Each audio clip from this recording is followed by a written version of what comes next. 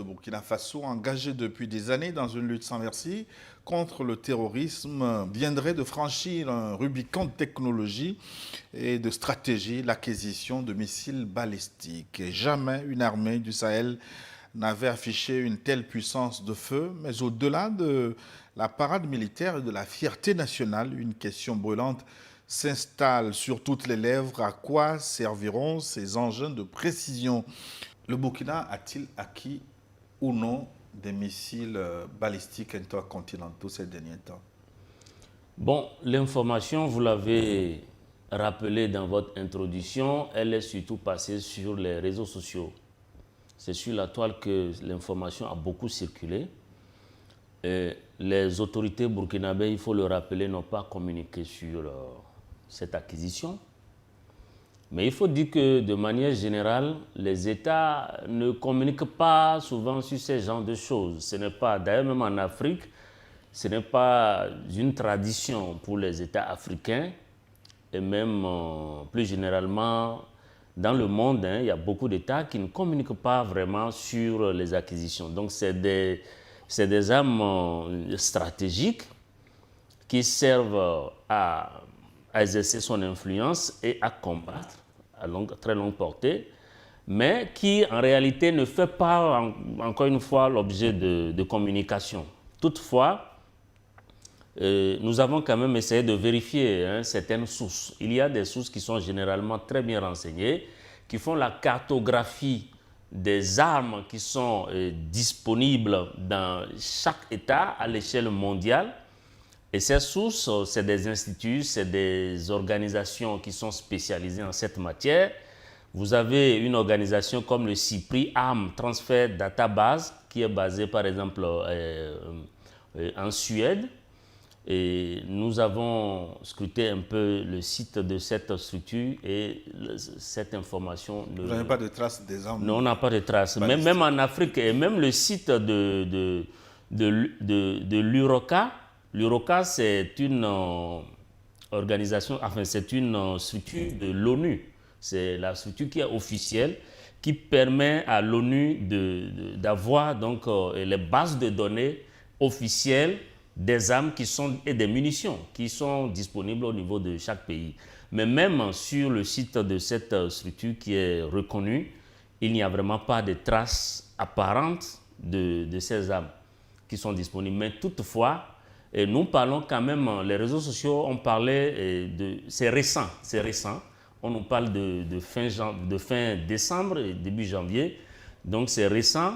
Si cela était vrai, ça se comprend que pour l'instant, que ces informations ne soient pas encore disponibles sur les bases et sur les bases de données de ces sources qui crédibilisent généralement la disponibilité en armes. Donc, on ne communique pas sur ces genres de choses et donc nous allons faire nos analyses à partir évidemment de suppositions, pour être clair. Mais en réalité, si on regarde un peu le contexte sécuritaire de la région, si on regarde un peu la nouvelle dimension que prend aujourd'hui le monde en matière de droit international, du respect du droit international, en matière de pression. Vous prenez un pays comme les États-Unis aujourd'hui, vous avez vu comment le Venezuela a été tout simplement traité. Et vous avez vu qu'aujourd'hui, il y a une restructuration carrément des rapports diplomatiques qui est en jeu aujourd'hui. Si on peut aller tout simplement chercher un chef d'État chez lui et le faire prisonnier dans un pays, vous voyez que le monde, encore une fois, n'est vraiment plus sûr. Et à partir de ce moment, et le Burkina est un pays, est un cas particulier. Si vous regardez chaque fois, on parle des tentatives de préparation de coups d'État à partir donc, de pays voisins. Et ça, on ne va pas revenir sur ces questions-là ici ce matin, mais vous savez que les autorités burkinabées ont souvent dénoncé des préparations subversives qui tendent effectivement à les déstabiliser. Mais le type d'armes dont il est question ici, à savoir les missiles balistiques, il faut d'abord dire que c'est des armes qui tirent à une très grande distance. Vous avez, selon les missiles, vous avez des missiles balistiques qui font dans les 1 km, 2 km, 10 km et peut-être même plus. Et que ce sont des missiles qui sont... 10 km, pardon, je parle de 100, je veux parler de 10 000 km. Oui, voilà, donc je rectifie, je veux parler de 10 000 km. Voilà, donc à partir de ce moment, on voit que c'est des armes très puissantes, très rapides, difficiles à détecter puisque c'est des armes qui se propulsent à partir d'un moteur qui propulse généralement les fusées et que ces armes volent très haut à la différence des armes de croisière qui, elles, sont plus aéronautiques. Donc là, on parle d'armes qui volent très très haut et qui retombent très rapidement sur des cibles. Donc quand on parle de missiles balistiques, il s'agit de tirer sur des cibles qui ne bougent pas. C'est des cibles qui sont fixes. Et à la différence des drones, des avions de chasse, etc., de d'autres types d'armes qui peuvent pourchasser des cibles. Donc quand on regarde un peu cette situation, on peut dire que oui, effectivement, le Burkina Faso et les pays de l'AES ne veulent plus travailler simplement sur des cibles qui bougent, mais veulent travailler et veulent se prémunir, exercer leur influence, se doter d'armes et d'une stratégie nationale de défense qu'il sert d'outils plus de dissuasion. Parce qu'en réalité, les missiles balistiques, c'est plus des armes de dissuasion. Alors, il faut rappeler que nous avons approché quelques autorités burkinabèses sur la question. Elles sont restées plus ou moins évasives, en bottant en touche. Donc, pas de confirmation, pas d'information également sur ces missiles balistiques. Excellence Sogoyou Kegewe, vrai ou faux, le Burkina a-t-il acquis des armes balistiques? Je ne suis ni le financier, ni l'armurier du Burkina. Donc, s'ils ont acquis ces armes avec leur argent, je ne suis pas leur financier, donc je ne peux pas attester que j'ai décaissé tel montant qui équivaut au prix des missiles balistiques. Je ne suis pas l'armurier non plus. Quand ils ont amené ces missiles là où ils les ont gardés, ce n'est pas moi qui garde la place pour attester qu'effectivement, j'ai vu venir des missiles balistiques qui ont été stockés à tel endroit.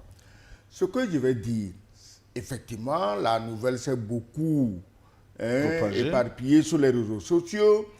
Or, aujourd'hui, avec l'IA, il n'y a pas meilleur endroit que les réseaux sociaux pour intoxiquer les gens. Donc, nous, en tant que faiseurs d'opinion, nous devons d'être, disons, prudents, parce que moi, ça me ferait beaucoup de la peine d'affirmer que le Burkina, qui est un pays ami, un pays frère, un pays que nous aimons, un pays que nous soutenons, d'affirmer qu'il a quelque chose alors qu'il ne l'a pas. Ce serait ça équivaudrait même une accusation à tort. Maintenant, que le Burkina ait les armes de longue portée ou non, mais la vérité aujourd'hui, dans notre monde, c'est que tout le monde est en guerre contre tout le monde. Et il n'y a pas des pays en Afrique qui sont plus en guerre que les pays du Sahel. S'ils prennent des dispositions pour se prémunir contre les attaques, mais ces dispositions sont les bienvenues. J'ai entendu des gens qui disent que les terroristes, pas besoin de missiles pour combattre les terroristes. C'est vrai, on n'a pas besoin de missiles de croisière pour taper sur les terroristes à la frontière du Bénin ou du Togo ou du Ghana. Le Burkina n'a pas besoin de ça. Mais on sait, on connaît les pays qui soutiennent les terroristes. Donc si je ne peux pas combattre les terroristes avec des missiles de croisière, mais je vais taper sur la gueule de ceux qui les hébergent.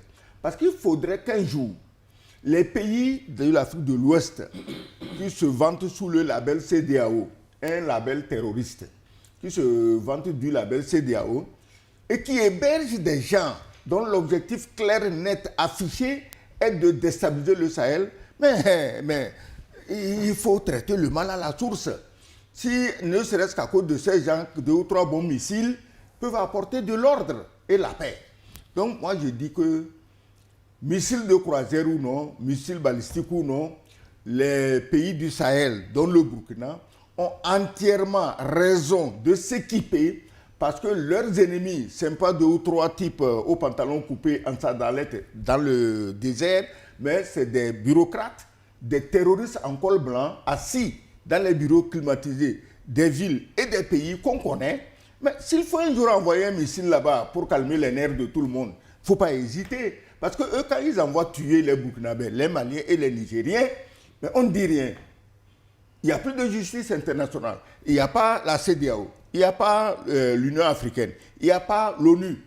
Quand le président américain Trump se lève, va prendre un chef d'État légalement élu, le mettre dans un avion pour le débarquer aux États-Unis et l'envoie devant un tribunal, l'ONU est où? L'ONU ne dit rien. Donc, il est tout à fait clair qu'aujourd'hui, chacun doit se défendre. Les gens qui me font pitié, c'est les nègres, quelques nègres, assis quelque part, le sourire toujours jusqu'aux oreilles, parce qu'ils disent « Ah, moi j'ai un ami blanc. Hein. » Mais les blancs que tu dis sont tes amis là, eux-mêmes se cherchent. Eux-mêmes sont terrorisés. Depuis qu'on a enlevé Maduro, il y a certains qui craignent d'être enlevés. Donc, tu n'as pas d'amis qui puissent te protéger. Le blanc ne te protégerait jamais parce que lui-même, actuellement, il est préoccupé et occupé à se protéger lui-même. Donc, missile balistique au Burkina ou non, nous laissons le temps au Burkina, si tel est le cas, d'éclairer nos lampions un jour. Parce qu'effectivement, on a des amis là-bas, bon, tu appelles, tu demandes, il te dit, oh, bon, moi, je ne sais pas. Hein. Bon, d'accord, ton ami te dit, il ne sait pas. Alors, tu ne vas pas savoir à sa place. Comme l'a dit notre ami Didier Alou, même sur les sites officiels où on recense ce genre de transactions militaires, mais les acquisitions viennent d'être faites. Peut-être les rapports ne sont pas encore montés au niveau de ces institutions-là. Toujours est-il que je soutiens pleinement le Burkina s'il avait ses armes. Je soutiens pleinement les pays du Sahel s'ils avaient ses armes. Plutôt que de simples missiles balistiques, mais il faut des Satan 2, il faut des Oreshnik. C'est seulement avec ça qu'on peut faire taire les arrogants. Les arrogants qui, au lieu de gérer leur pays, passent leur temps à déstabiliser les autres pays. Parce que, écoute, Gilles, dans la sous-région, tous nos pays ici, ils ont des problèmes. Pourquoi chaque dirigeant ne peut pas se consacrer à gérer les problèmes de son pays, de ses populations, mais consacre toute son énergie, son argent, son temps à vouloir déstabiliser les pays du Sahel.